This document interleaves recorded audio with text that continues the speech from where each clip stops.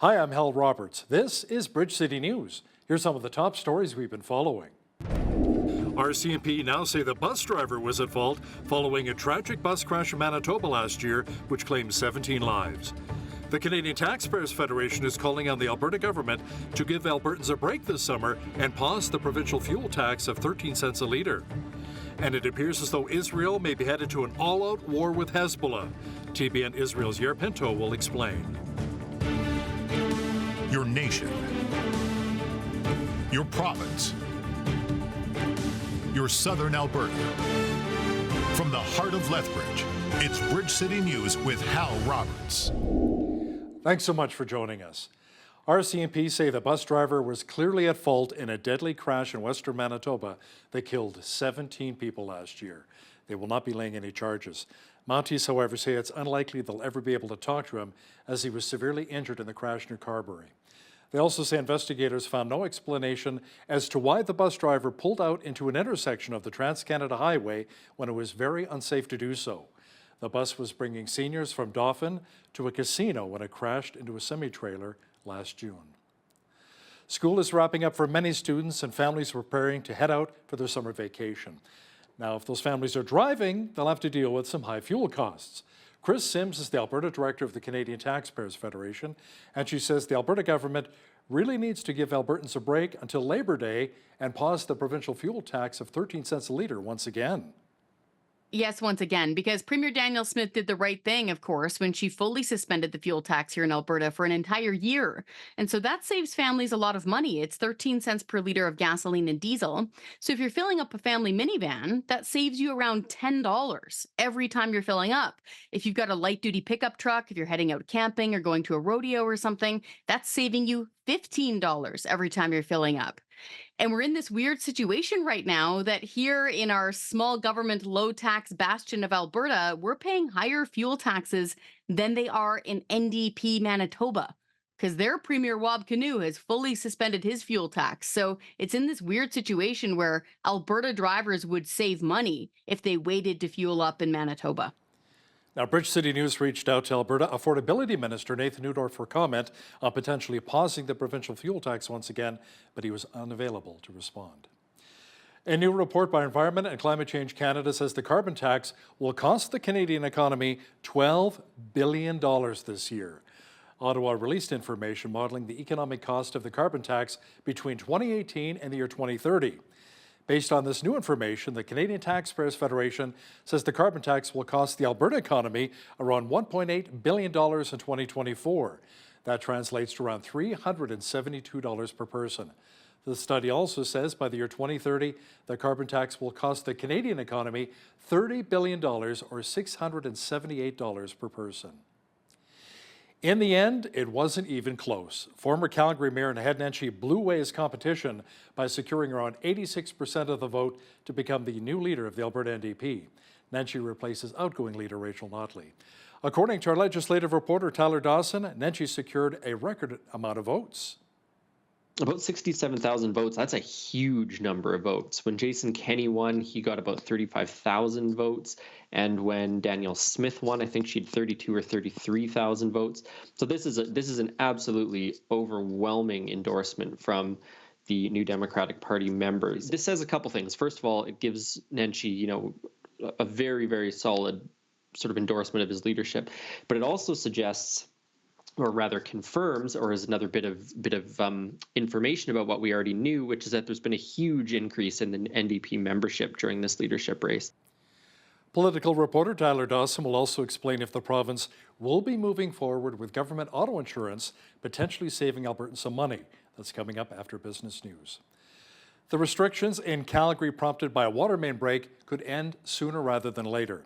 Calgary Mayor Jody Gondek says repairs have been completed and services could be restored well before the target date of July the 5th.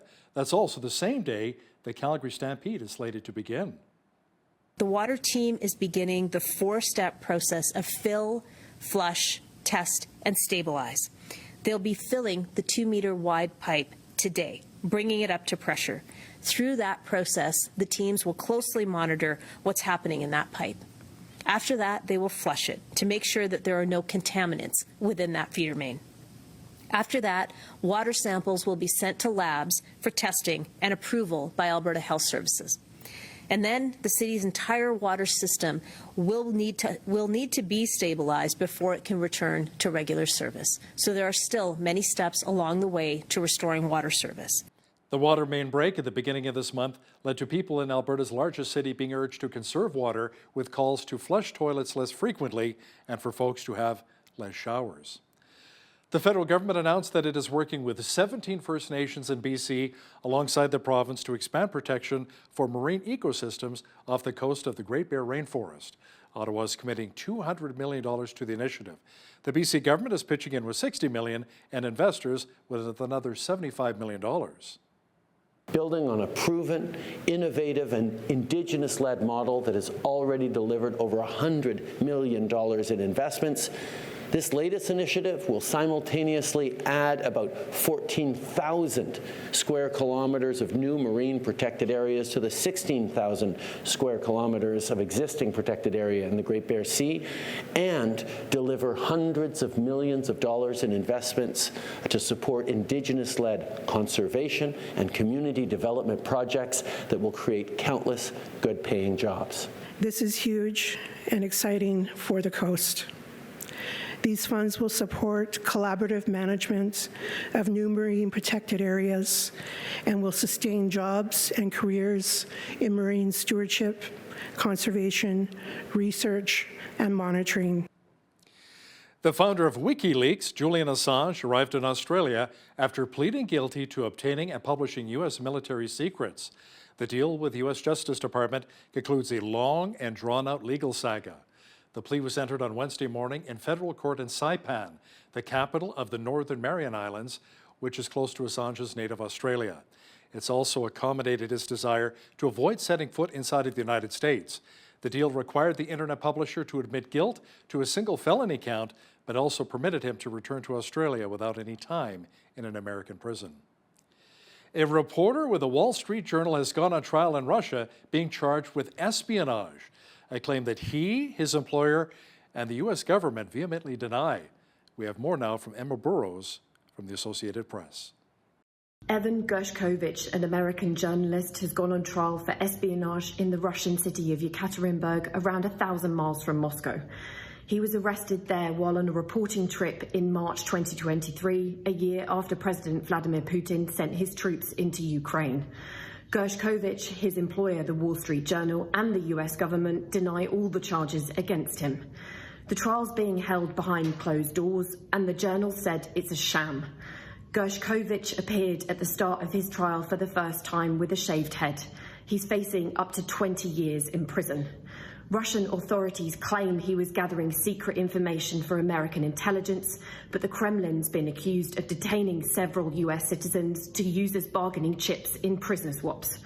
Gershkovich has already spent more than a year in Moscow's notorious Lethbridge jail. Putin's hinted he could be swapped for a Russian assassin being held in Germany, but officials have said that can only take place once he's been convicted, which is almost certain, as only 1% of defendants in Russia walk free. Ukrainian President Volodymyr Zelensky visited soldiers in the Donetsk region on Wednesday. He was introducing a newly appointed commander and to hand out awards to his troops. Подякувати вам за захист нашої держави. Подякувати вашим побратимам, яких зараз тут немає. І від всіх нас, від всього народу України. Бережіть себе, рідним, близьким вашим, також здоров'я і міцності. Дякую за те, що ви щоденно робите все, щоб Україна в українців була. Слава Україні! Russia and Ukraine announced that they had swapped 90 prisoners with the other side in an exchange mediated by the United Arab Emirates. Footage released by the Russian Defense Ministry showed returning Russian prisoners boarding buses in Russia and heading home to their families. The war between Russia and Ukraine is now close to 2.5 years old, with no end in sight. It appears as though Israel will be heading into a full-out war with the terrorist group Hezbollah in the coming weeks. According to TBN Israel's Yair Pinto now, the major offensive may come as tensions increase along the northern border near Lebanon. Israel destroyed a key piece of Hezbollah's war machine deep inside Lebanon, and the chairman of the United States Joint Chiefs of Staff gives an open warning that the United States will not be able to protect Israel from incoming missiles and rockets in the event of a war. Elsewhere, the IDF released a confirmation that it had eliminated a senior Hamas weapons engineer. Speaking of Hamas, reports have surfaced that the leadership of the terrorist organization is being pressured to leave Qatar, and there are reports that they will move to Iraq, although these reports are being denied by Hamas. The IDF Chief of Staff has announced that the destruction of the Rafah Brigade is near, and with it, the end of major combat operations in the Gaza Strip. So what does a very successful life look like? Some people think it's all about material wealth. Some think it's a strong family unit, while others think power and influence in their community. Brian Slipka, CEO of the True North family of companies and author of Win Some, 5 Proven Strategies to Win in Relationships, shares a question his dying father asked him, which changed his perspective on success. This is the moment, right? He stops me and says, Brian, again, with his jaundiced eyes, and he says, what on earth are you chasing? What on earth are you chasing? You have everything from an earthly perspective, but what are you chasing? Because you gotta get it, man. I'm gonna be dead. I'm gonna be leaving this earth here in a few weeks. You have to figure it out. And so that was really the moment that really began this transformation in me from an earthly standpoint. I was a Christian. I love the Lord. Our families we have a strong faith, but it really did cause me to reflect on what I was chasing here on earth professionally. Make sure you catch my entire interview with author Brian Slipka coming up in the second half of our program. Lethbridge City Council voted to reinvest annual surpluses within the transit and access a ride operating budget for the next couple of years. City officials say with the highest ridership numbers in the history of the service and a $1.3 million improvement in financial performance in 2022 and 2023, the department continues to build momentum for continued growth and enhancements which are helping riders here in our city. A number of recent cougar sightings in West Lethbridge have prompted Alberta Fish and Wildlife Enforcement to post a warning on social media. There have been several reported cougar sightings in the Indian Battle Heights neighborhood. So far, Fish and Wildlife officers, along with Lethbridge Police, have been unable to locate the cat. They're advising locals to be vigilant, keep dogs on a leash, and keep an eye on young children. Additional information can be found on the Alberta Fish and Wildlife Enforcement Facebook and X pages. There have been around 7 unconfirmed cougar sightings in Lethbridge so far this year. Fort Macleod is celebrating its 150th anniversary. Now, for the special event, the town has organized a number of special activities for the community to enjoy. Agricultural shows, rodeos, farmers markets, barbecues, a concert, and community church services are all part of the celebration. A town councillor says activities began yesterday and will continue until July the 1st. She says what makes this event extra special is that not only the local Fort Macleod community attends, but also others from across southern Alberta. We saw over 2,000 guests yesterday, and that's really just to kick off the celebration week again for the town of Fort Macleod 150th birthday. There is so many free events, and the egg show and the rodeo is $20, but 12 and under are free. And then everything else in the town of Fort Macleod is very much accessible and free. So if you're coming in and you want to go swimming at our beautiful pool, or you want to go to party in the park and jump on the bouncy castles and go to the petting zoo, or maybe you want to come to Main Street and listen to music and bring your chair, there is so much that is free within the town that just allows for people to explore. It's going to be great. Festival on Saturday, upwards of 10,000 people. And that's very similar to what we see when we have people coming in for the Santa Claus parade in the town of Fort Macleod as well.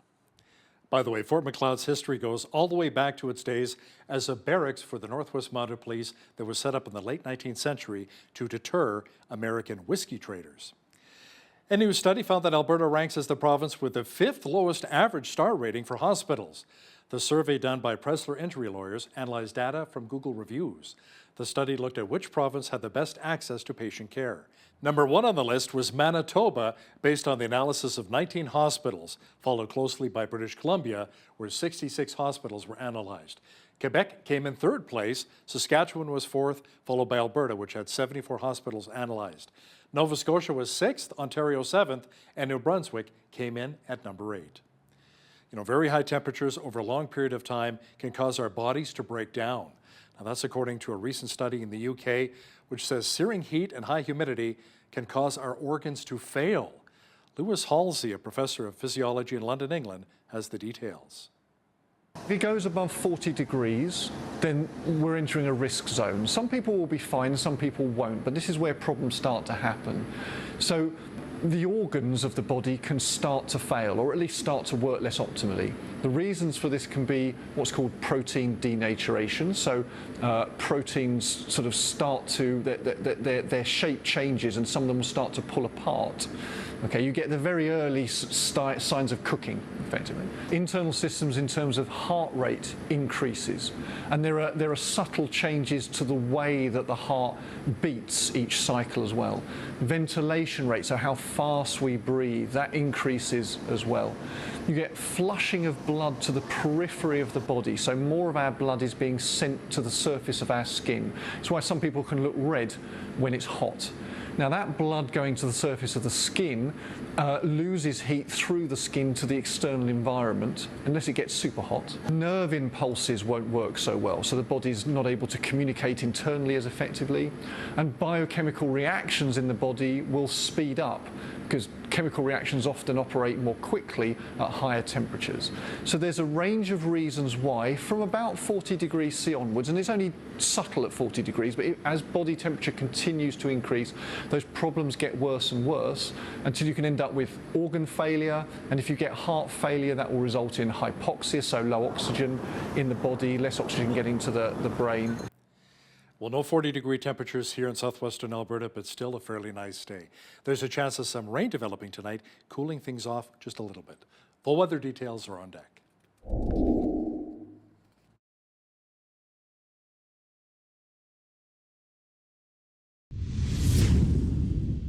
It was another gorgeous day to run up and down the Cooley stairs here in Lethbridge or take a nice walk along Nicholas Sharon Park. Tonight, however, more clouds will be rolling in with a 30% chance of showers developing and a low near 14 degrees. Thursday, more rain is in the forecast with a high expected near 24. Clouds with showers as well on Friday with a high of only 16. The rain cloud should clear out just in time for the weekend. Expect lots of sunshine on Saturday with a high near 22. Clouds and 23 degrees is on tap for Sunday. More rain developing with the mercury dropping to 20 degrees on Monday. Cloudy with 20 degrees as well on Tuesday. Now, the average high for this time of year is 24 with an average low of 10. The record high was 34 degrees set back in 1970, and the record low, a very chilly 0 in 1951. The sun rose at 5:26 and will set at 9:43. Let's see how Thursday is looking across our home and native land now. The west coast looks more like a wet coast. Expect showers in Victoria with a high of only 17. Rain and 14 degrees is on tap for Vancouver. Expect showers and 15 degrees in Edmonton. Clouds and rain and a high of 18 degrees for Calgary. Expect rain and 20 degrees in Regina, Saskatchewan. Light showers and 19 degrees for Saskatoon. Winnipeg, however, should be mainly sunny with a high near 24 degrees. In the central part of the country, lots of sunshine expected for Toronto on Thursday with a high of 21. Clouds and showers for Ottawa with a high near 20. Rain and 21 is on tap for Montreal. Over in Atlantic Canada, it should be mainly cloudy, rainy, and a high near 23 degrees in Fredericton. Showers and 21 in Halifax. Rain and 23 degrees for Charlottetown. And in St. John's, it should be partly cloudy with a high near 21 degrees on Thursday. WestJet mechanics could walk off the job starting as early as Friday. The Calgary-based airline says the Aircraft Mechanics Fraternal Association has issued a strike notice, and WestJet will start taking action to manage the impact of the possible job action. It comes after the union called off its strike plans last week and returned to the negotiating table. But before those talks resumed, the airline had canceled dozens of flights. Canadians continue to feel the pinch at grocery stores as food inflation ticked higher for the first time in nearly a year. Stats Canada says grocery prices came in higher at 1.5% in May. That's slightly up from 1.4% in April. Overall, food prices in the country are up 22.5% since May of 2020. Experts say the new data indicates grocery prices will continue to put pressure on household budgets. Ottawa's ending the Northern Cod moratorium off the north and east coast of Newfoundland and Labrador after more than 3 decades. The federal government says it's reestablishing a commercial northern cod fishery with a total allowable catch of 18,000 tons for the 2024 season. The moratorium wiped out tens of thousands of jobs and transformed the Atlantic province's economy and demographics. Ford has confirmed it is recalling about 95,000 pickup trucks here in Canada. That's on top of more than 500,000 affected trucks in the United States. Ford says the transmissions on certain F-150 pickup trucks from 2014 and on can unexpectedly downshift to first gear no matter how fast the trucks are going, which can cause drivers to lose control of those trucks. Repairs are expected to begin in the third quarter of this year. Now, here's a look at today's markets. The TSX was up 5 points on the day to finish at 21,793. The Dow was up 15 points to 39,127. The S&P 500 was up 8 on the day to 5477, and the Nasdaq was up 87 points to 17,805. West Texas Intermediate Oil was up 6 cents to $80.89 US per barrel. Natural gas was down 13 cents to $2.63 US. Gold was down 21.54 on the day to 22.9808 US an ounce, and silver was down 14 cents to 28.77 US an ounce. Feed wheat is at $8.08 per bushel, barley's at $6.03, canola's at $14, and corn is at $7.34 per bushel. Live cattle were down $1.30 to $181.60. Feeder cattle August contract was up $2.73 to $261.78, and lean hogs were up 90 cents for the July contract to $89.90. The Canadian dollar was down slightly over the past 24 hours to 72.98 US.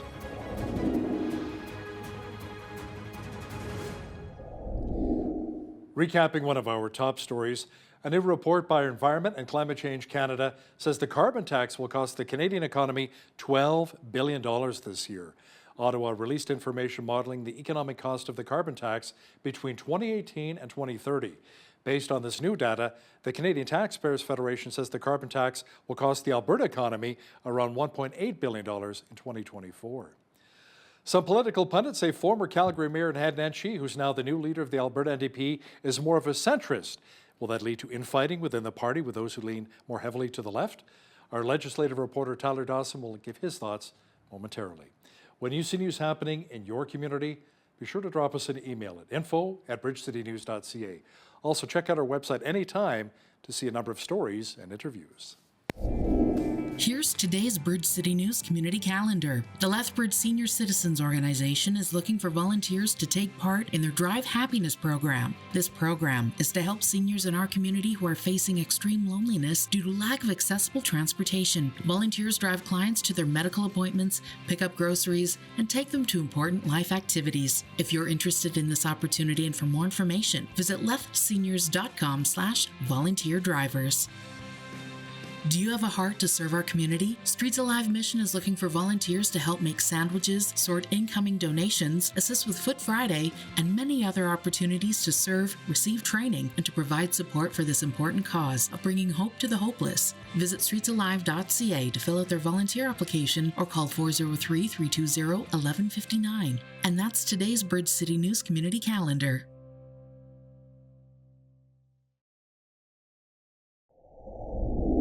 A big story here in Alberta this week, especially when it comes to politics, is Ned Nenshi's huge victory as the new leader of the Alberta NDP. Now, to chat about this in more detail is our legislative reporter and the Alberta correspondent of the National Post, Tyler Dawson, who joins us once again from Edmonton. Tyler, in the end, it wasn't even close, with Nenshi seeing around 86% of the vote. Were you surprised that he received around 67,000 votes? I think I was surprised by the size of that overall number, but maybe not surprised that he received such a large proportion of the votes. About 67,000 votes, that's a huge number of votes. When Jason Kenney won, he got about 35,000 votes. And when Danielle Smith won, I think she had 32 or 33,000 votes. So this is an absolutely overwhelming endorsement from the New Democratic Party members. And there's a couple of possible explanations for that. It was less acrimonious, certainly, than some of the UCP leadership debates. Fewer issues on the table than when Jason Kenney became leader back in 2018 or 2019 after the merger and all that. So, it's a pretty different situation in some ways, but an absolutely overwhelming endorsement from the party. I think the most votes a party leader has got in a leadership contest in Alberta, dating back at least to 2006, probably earlier than that. So, this says a couple things. First of all, it gives Nenshi, a very, very solid sort of endorsement of his leadership. But it also suggests, or rather confirms, or is another bit of information about what we already knew, which is that there's been a huge increase in the NDP membership during this leadership race. The party is almost certainly the largest it's ever been. It's grown from between 16 and 30,000 members to perhaps upwards of 80,000 members, I think is what the party was saying at one point. And that you've had 67,000 vote for Nenshi, and then 2,000 or 3,000 here and there for the other candidates, for maybe a total of 75,000 votes. That also means you've got a huge number of activated, involved, and curious members, which is a really important thing to have going into the next few years in opposition, thinking about looking ahead to that next election. Was it the Nenshi camp, however, that brought in a lot of the new members? It does seem to have been sort of overwhelmingly Nenshi's supporters. That's a good thing for him personally, in the sense that he's going to have a loyal base when they get to policy discussions and things like that at the convention. He might not have as much trouble as he may have otherwise. It also, if these people stay engaged, stay enthusiastic, it also means that he's going to have volunteers, he's going to have people knocking on doors. And of course, depending how many of these people he brought in from Calgary versus new members he signed up from elsewhere in the province, that also means that he's going to have a ready base of support within Calgary, which is going to be sort of the all-important battleground most likely in the next election. These people can be doing the things I just mentioned, knocking on doors, fundraising, putting signs in their yard, and sort of helping to sculpt or shift perceptions that Calgarians are going to have of his leadership. Could we potentially see some party infighting, though, right now? Because I know many political pundits believe that Nenshi's more of a centrist, and some within the Alberta NDP lean more heavily to the left. So could there be some potential friction there with his leadership? Yeah, there certainly could be. I think we probably won't see much of that for a while. I think we'll see some of that at next spring's convention when it comes down to the nitty-gritty of developing party platform commitments. And, that's at the point where you might see some of those schisms over various policies or moving to the center on something.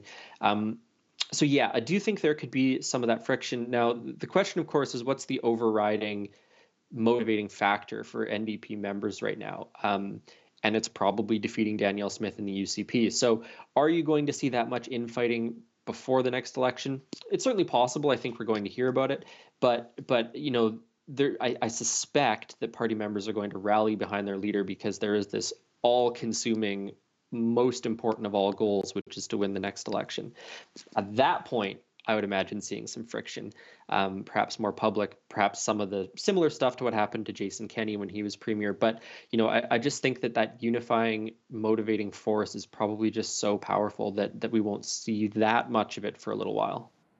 So Ned Nenshi as well, Tyler, says they're looking into the potential of severing ties with the federal NDP, which many would argue is a pretty good idea. Yeah, the federal NDP and the Alberta NDP are, of course, in disagreement on a lot of major issues. The sort of classic example of that is when the federal Liberals bought the Trans Mountain pipeline expansion when it looked like it was going to fail. Rachel Notley supported that at the time. And Jagmeet Singh, the leader of the federal NDP, thought it was, a terribly anti-environment decision and did not support it. And the federal NDP is presently propping up the federal Liberals government, and the Alberta NDP is sort of tied to that in some way. And obviously that's a very, very unpopular government in the province. So, this relationship between the two parties is, if you didn't know it existed on paper, you almost wouldn't know it existed at all, because there has been such areas of disagreement, and Jagmeet Singh is not, flying in regularly to join the party leader at rallies and things like that. So there already is sort of this separation in many ways on policy, on positions on various issues. So this is the debate is going to happen. It is probably also going to be acrimonious because there are longtime Alberta NDP members who are believers in this relationship and believers in the federal NDP as well. And so that divorce for them could be uncomfortable or something they don't like. But on the flip side, getting away from that sort of symbolic relationship with a party that's supporting a government that isn't very popular in Alberta, you can see, I guess, why Nenshi thinks this is a good idea and why people who think it's a good idea think that way. And it could create more of that infighting or friction like we talked about here. It could, yeah. Tyler, big news in our city in that Lethbridge West MLA Shannon Phillips is giving up her seat on July the 1st. It's the only seat the NDP holds outside of Edmonton and Calgary. Now, some thought it might be a riding where Nenshi could run, but you don't really see it that way. No, and he's been asked about it, and he's basically said, look, I think it's important that a party leader, if they're elected to represent a constituency, should in fact spend some time in that constituency. So it's unlikely, I think, that he, at this point anyways, is going to want to represent a riding a couple hours away from where his home base is. There are, of course, all sorts of other questions about where he's going to run. Is someone going to step aside? How safe of a battle is it going to be for him to run in that seat? But it does seem unlikely to me that he's going to run for Shannon Phillips' seat in Lethbridge West. It is, however, a big deal. Shannon Phillips has been around for a long time. She was a senior member of Rachel Notley's cabinet. As you said, she represents one riding outside of Edmonton and Calgary for the New Democrats. And one of the things that Nenshi is going to need to do, in addition to shoring up support in Edmonton and Calgary and winning more seats in Calgary, is to try and expand the party's base, the party's representation a little bit further beyond the two big cities. And so there is going to be a by-election at some point. I think the next 6 months is when the rules say it has to be held. And that is going to be a bit of a test of Nenshi and the new NDP's strategy. Can they hang on to a seat that Shannon Phillips has held for 10-ish years? And if they don't hold on to it, what does that say about their chances for expanding the party's representation outside of the two big cities? So it's going to be very, very interesting, and the end of an era for sure for a very long-serving NDP member. So this could be a wonderful opportunity for the UCP, kind of like what we saw in Toronto St. Paul's recently, where the Conservatives won in a Liberal stronghold. Yeah, absolutely. The UCP, I think, will probably throw everything they can at it. That's not totally uncommon in a by-election, but certainly there's a real symbolic victory for either side in this one. So I would expect that to be a pretty hard-fought campaign, potentially some fairly prominent candidates that they're running in that race, and a little bit of a microcosm and referendum on the two leaders playing out in that riding. So that one will be very interesting to watch when it happens. Tyler, Premier Smith and the province have said that they're going to opt out of the federal government's dental care plan. The plan would see those with dental coverage and who earn less than $90,000 a year be eligible for federal coverage. Did Smith really explain her reasoning why? Well, the idea is that Alberta already has its own health benefits that include dental, and that the Alberta government would rather have the money that the federal government is setting aside for this, take it themselves and put it into their own program. This is the same argument they made on the pharmacare stuff. They said they're going to do the same thing, that Alberta already has a robust pharmacare program for people who don't have private insurance, and they might as well just continue building up that program instead of opting into the federal one. This actually, it dates back a long time, but this was one of the things that the Fair Deal panel back in, what would that have been, 2019? 2020 maybe, had actually recommended. They recommended that the Alberta government try and maintain some distance from the feds by opting out of some of these funding agreements, cost sharing agreements, and bolster their own programming instead. Now, that's very easy for the Premier to say. Becomes a little bit trickier if the federal government says, well, what makes you think you should get that money if you're not participating? It certainly gets a little more difficult if they start getting a lot of feedback from voters. So it wouldn't totally surprise me if there was a shift in that stance, but certainly as it stands now, they are not participating in either of these cost-sharing agreements and are hoping to get that money to put into Alberta's programming. The province also announced that it will not go the route of creating government auto insurance, Tyler. Alberta has some of the most expensive auto insurance rates here in the country. I just had mine renewed and it went up by quite a bit. Wouldn't this have been kind of a no-brainer for the government to make auto insurance more affordable? Yeah, it's weird things are happening with affordability generally right now because the government is not doing very much on it. You'll remember a year or so ago there were a whole slew of programs and benefits announced to help sort of defray the affordability crisis. And I think almost all of those programs have expired. There was a one-time payment to support if you have kids. There's a one-time payment to help fund that. And so the Alberta government has just not done that much lately on affordability. And it's a bit of I don't know if it's a blind spot or just something they don't think is that big of a deal politically, but they just haven't done very much on it. And this is an example of one of those things where they've not really made any big decisions about what to do. What they have said, as you said, is they're not going to do a public auto insurance program similar to what BC or Manitoba or Saskatchewan have. And the reason for that basically is they looked at the price tag. I think the government said it was about $3 billion and said, well, that's way too much money to get involved. So they are exploring other things such as a no-fault auto insurance scheme, something that would, keep some of this stuff from going to court, which would bring down some of the costs to insurers.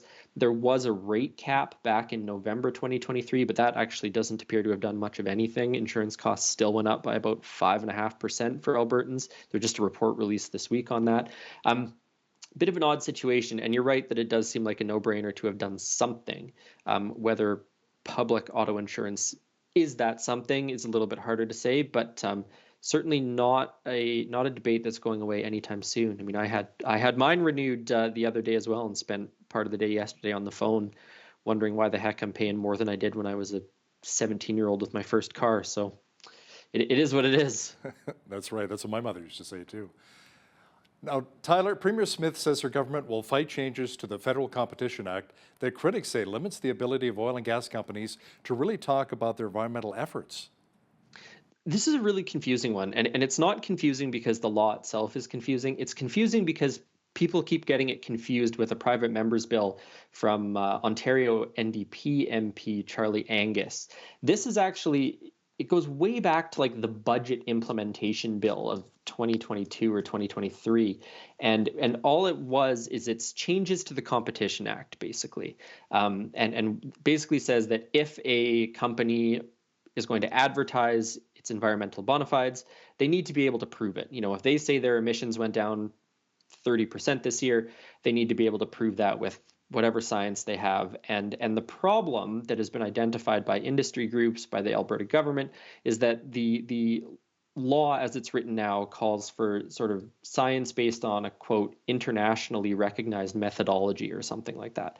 So what does that mean? It's pretty vague. And so that's why you've seen Pathways Alliance, the sort of group of, I think it's the 6th largest oil and gas producers in Alberta, sort of in this association to get the oil industry to net zero. They've pulled all of their stuff from their website because they're not sure if they're running afoul of this law. They're not sure exactly what the law is setting out. So it's a very confusing situation on a couple fronts.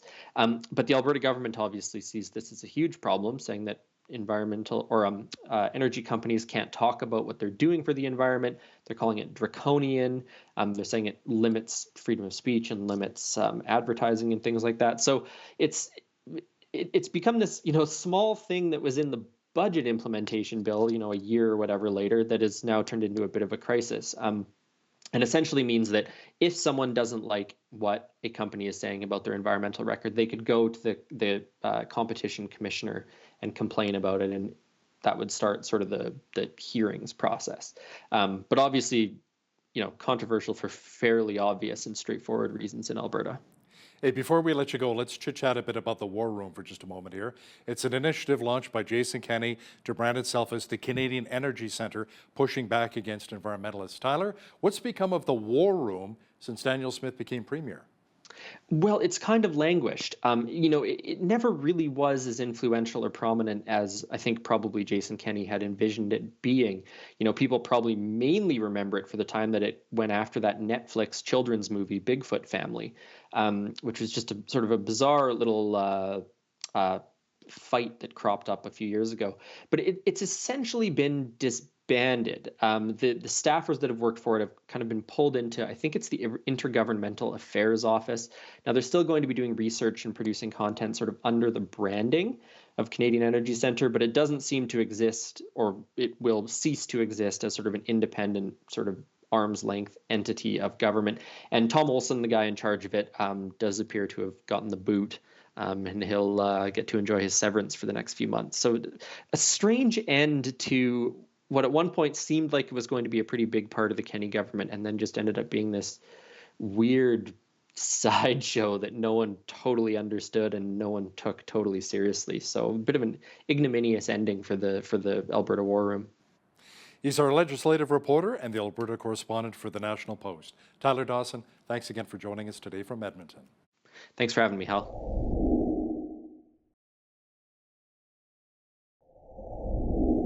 You know, it seems that a lot of people struggle in their relationships, difficulties with their marriage, workplace relationships, even with their friends. So why is that? What can we really do to change this? Today's guest may have some thoughts on the matter. Brian Slipka knows a little bit about it. He's a highly successful business owner who joins us now from Minneapolis, Minnesota. He's owner of the True North family of companies and author of Win Some, 5 Proven Strategies to Win in Relationships. Brian, thanks for joining us today on Bridge City News. Grateful to be here. Thanks, Hal. Now, Brian, your father asked you a very compelling question, sadly on his deathbed. Let's talk about that, and how did it really prompt you to reevaluate your own life? Yeah, well, you know, the funny thing about that situation and moment is that we don't often think about dying as a rebirth in the moment, right? And my father, who is a successful military leader, small business owner, but very humble human being, very selfless. He was on his deathbed dying of cancer in a pretty young age, his late 60s. It's about 11 years ago. And meanwhile, here I was in my early to mid 30s, and was having a lot of earthly success, was having a lot of business success. I was running some significant business units, making a lot of money, traveling all around North America and certainly the US. And I went and visited my dad almost daily on his deathbed. So here my father is in hospice. His eyes are becoming jaundiced, Hal. You know, I mean, as you know, you can just tell the process has begun for his life here on earth to come to an end.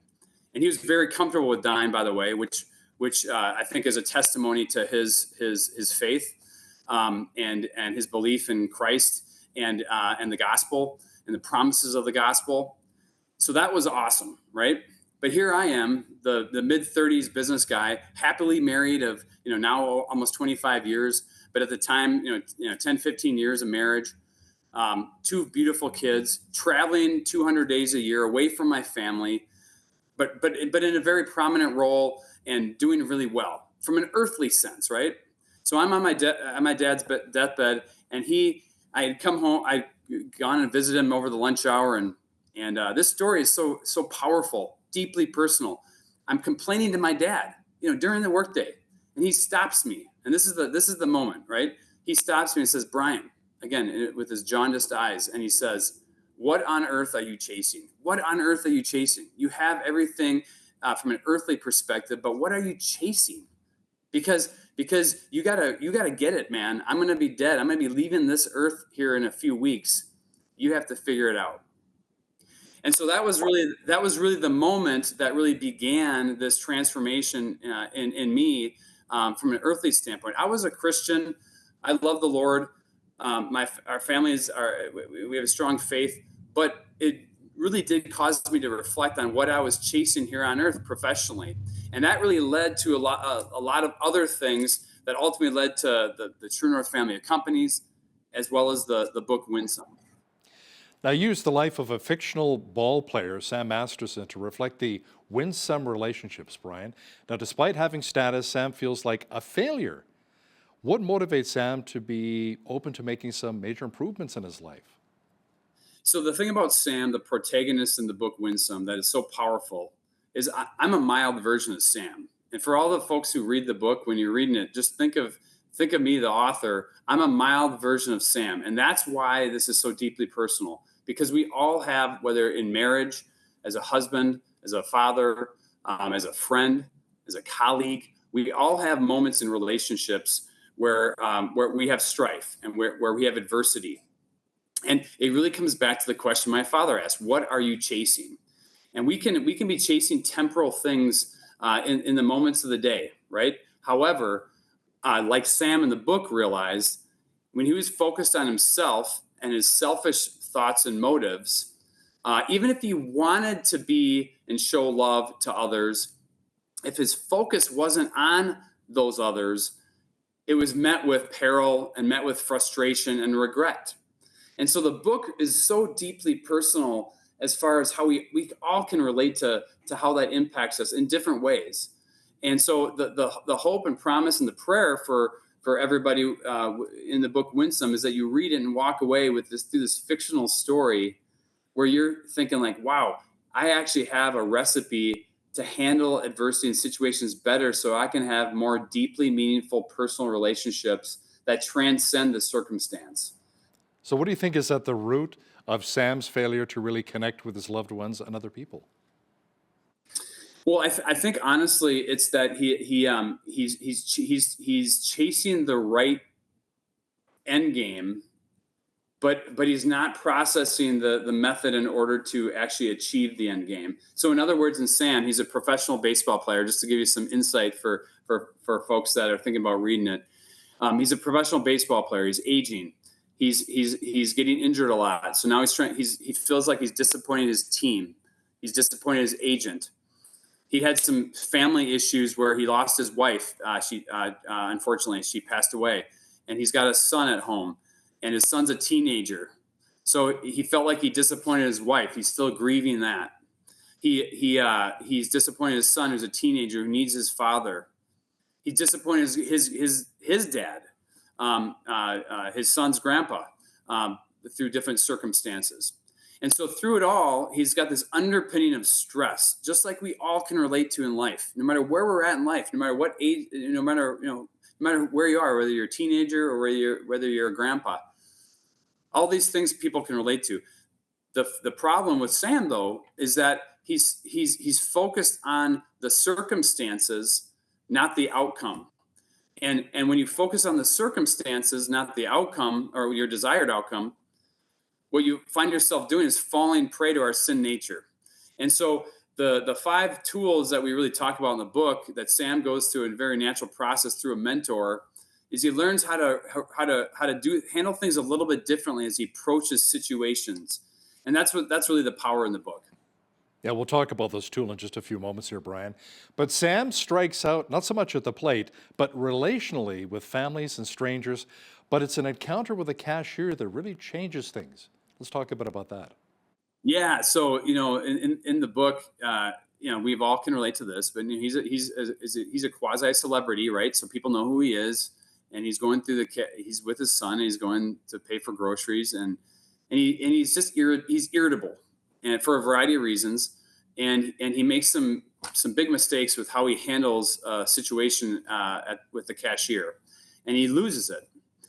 And it's caught on tape. It's not caught on video. So imagine all of us in our darkest moments, our weakest moments, whether public or private, something like that happening, right? So in Sam's case, he has a very public meltdown that causes a ripple effect of carnage publicly, right?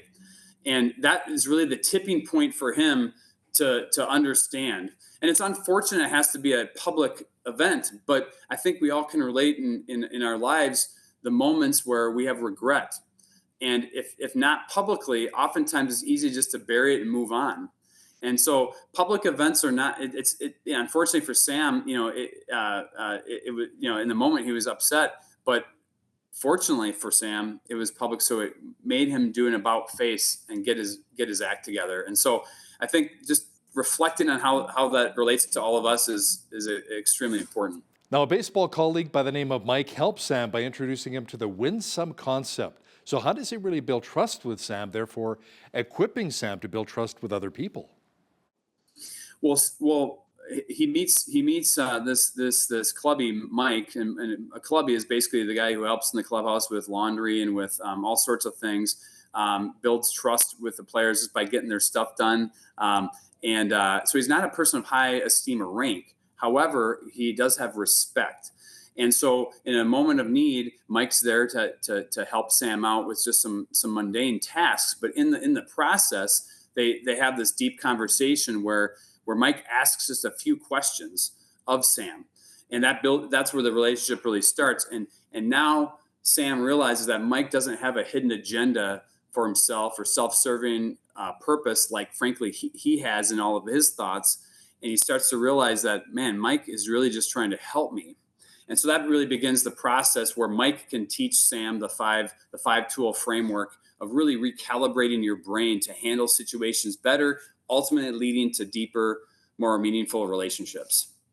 Now, most of us learn very early on in life, Brian, if you win, then I lose. Or in Talladega Nights as well, if you ain't first, you're last. But you're saying this is not necessarily the case. Why do you say that? Yeah, that's a great question, Hal. I mean, we are a society where it's win-lose. And frankly, even in the business world, we're in a situation, there needs to be accountability. You need to affect and execute. And I'm a firm believer of that. But when you're talking about relationships, real relationships, there's this notion of separating business from personal and all that stuff. Just like people try to separate their faith. I mean, dear Lord, like the faith is the ingredient of your entire life. It's not a separation of like, hey, now I'm with my work. I'm at my work mode on, or now I have my church mode. I mean, that's kind of the point of this book, is that there is no winning or losing or compartmentalizing of things like building relationships, just like the faith foundation, right? And so, really, what we try to espouse, and that's why it's called Win Some, is that you don't have to win anything to win everything in relationships.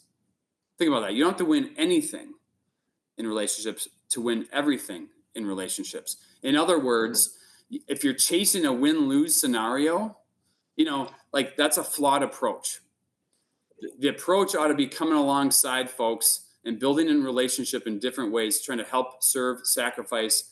And then is when you win everything. Like, whether it be trust, deeper relationships, etc. And it's really about the journey as well, isn't it?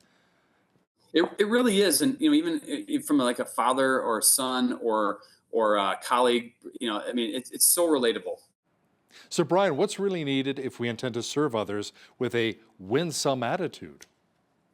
Well, the book talks about the 5-tool framework, and real quickly, it's the baseball analogy is you grab your bat, you're on, then you go on deck, then you're at bat, and then you drive in runs, and then you come back to the batting cage. That's the 5 steps, right? Now, each one of those has meanings. When you grab your bat, that's really having a focus of a win-win mindset, right? When you're on deck, you're thinking about what can I control, what can I not control. I can't control who's pitching. I can't control who's in the field. I can't control who's in front of me or if there's runners on base. So the mindset of controlling the controllables. Well, then you're at bat. Well, then it's about assessing and responding. Are there runners on base? Who is pitching? And what am I going to do about it? If this is a pitcher that I'm not going to hit a home run on, maybe I just want to advance the runner. Or if there's even a runner on base. And then the whole RBI concept is with runners on base, what can I do to drive them in? It's not about me having glory or me hitting the home run. It's about how can I get that runner in? And then once you do that, you go back to the batting cage and assess and have reflective growth of how you can get better moving forward. And that's really the 5-tool framework in 30 seconds, Hal. But what happens when the manager says, I need you to bunt? There's runners on a first and second, nobody out, but you want to hit the home run. How do you have to change your approach there and your attitude? Well, and that's the step 3 and 4 of the 5-tool framework, right? I mean, that's really your at bat, and you have to assess and respond. What is your manager wanting you to do? In my circumstance, like what do people that I care about want me to do? Like my wife or my kids in certain situations in life, or some of my leaders within my businesses that run these businesses for me. A lot of times I'm wanting something, they're wanting something else. I'm at bat. I got to assess and respond. And having the thought control to focus on how do I drive in runs, which is step 4, is really to help the teams. The sacrificial elements is and commitment elements is really what step 4 is all about. And that's a great example. Like, manager tells you, hey, we need this there's runner on third. I know you want to hit a home run, but you really just need to hit the ball the opposite field, maybe a fly ball, and get a sacrifice fly. So like you said, it's really about being a good team player and being selfless and serving others? Correct. And especially when it comes to like thinking about the relationships on the home front, right? And family. I have two kids. One's an adult. One's finishing up high school. And as I reflect on parenting, moments where I could have done things better in that step 3 and 4, where I'm at bat and I'm trying to drive in runs. Am I doing that as a parent? As a kid, if you're a listener and you're in high school or you're in junior high, what are you doing to help your folks out? Those types of elements. If you have that sort of cultural mindset around the winsome approach, the impact is transcendent. And that's really what we try to do at the True North family of companies as well. So it applies to business. So that's what being winsome is all about. Now, Brian, you're in the States, I'm in Canada. Next time we chat, let's use a hockey analogy instead of baseball, all right? Let's do that.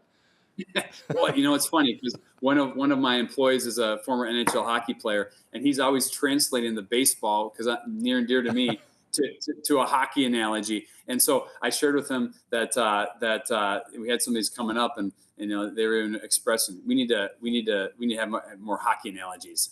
Can you say who that is? Which player? Any former NHL player?